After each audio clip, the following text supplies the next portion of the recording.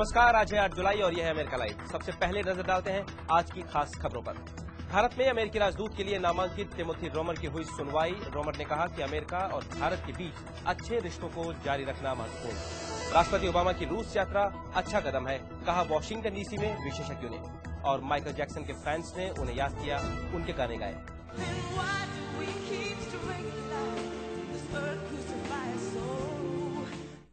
Washington DC से मैं हूं वॉइस ऑफ अमेरिका का अमित श्रीवास्तव। अब खबरें विस्तार से। राष्ट्रपति बराक ओबामा ने पूर्व अमेरिकी सांसद टिमोथी रोमर को भारत में अमेरिकी राजदूत के लिए नामांकित किया है। नामांकन पर अंतिम मुहर के लिए रोमर सेनेट की विदेश संबंधों की समिति के सामने सुनवाई के लिए पहुंचे। अगर टिमोथी रोमर को सेनेट की पुष्टि मिलती है तो रोमर ने कहा कि वे अमेरिका और भारत के संबंधों के हर पहलू को और मजबूत बनाने पर ध्यान देंगे, खासकर राष्ट्रीय सुरक्षा, व्यापार और शिक्षा के क्षेत्रों में। रोमर ने ये भी कहा कि उनकी प्राथमिकताओं में एक होगा भारत पाकिस्तान संबंधों को सुधारना। यह बहुत जरूरी है कि अमेरिका पाकिस्तान और भारत को प्रभुसत्ता संपन्न राष्ट्रों के रूप में पहचाने।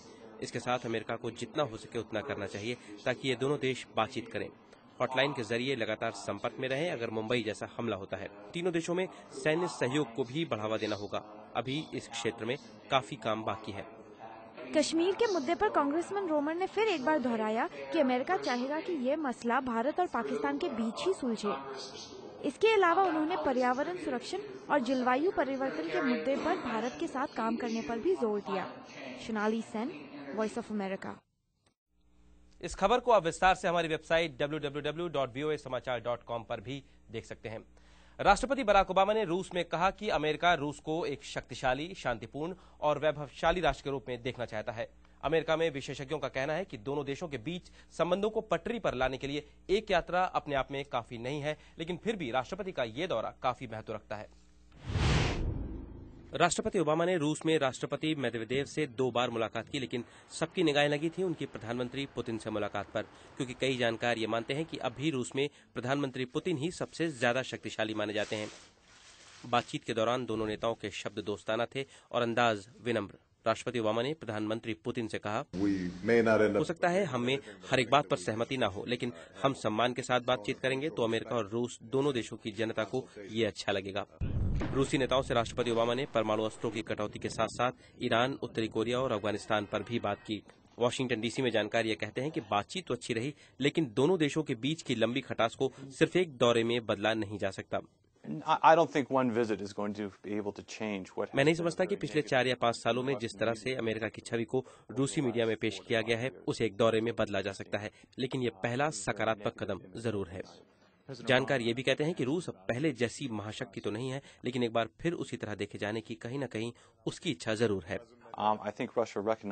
मुझे लगता है कि रूस को यह पता है कि अब वो सोवियत के दिनों जैसी महाशक्ति तो नहीं है, लेकिन अभी भी महान शक्ति बनने के उसके अरमान हैं।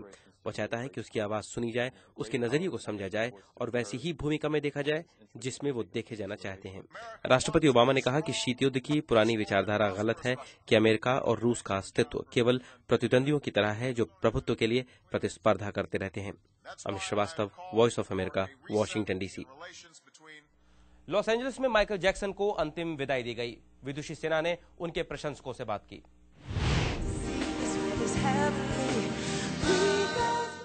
लॉस एंजलिस के स्टेपल्स सेंटर में माइकल जैक्सन के परिवार वालों के साथ साथ कई बड़े कलाकारों ने और माइकल जैक्सन के हजारों प्रशंसकों ने उन्हें श्रद्धांजलि दी।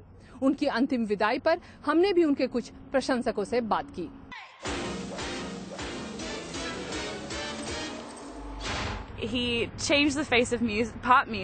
उन्होंने संगीत का रूप ही बदल दिया। बहुत सारे लोगों की जिंदगी का वो अहम हिस्सा थे, लेकिन मुझे लगता है कि जिस तरीके से न्यूज मीडिया ने उन्हें कवर किया है वो बहुत गलत है।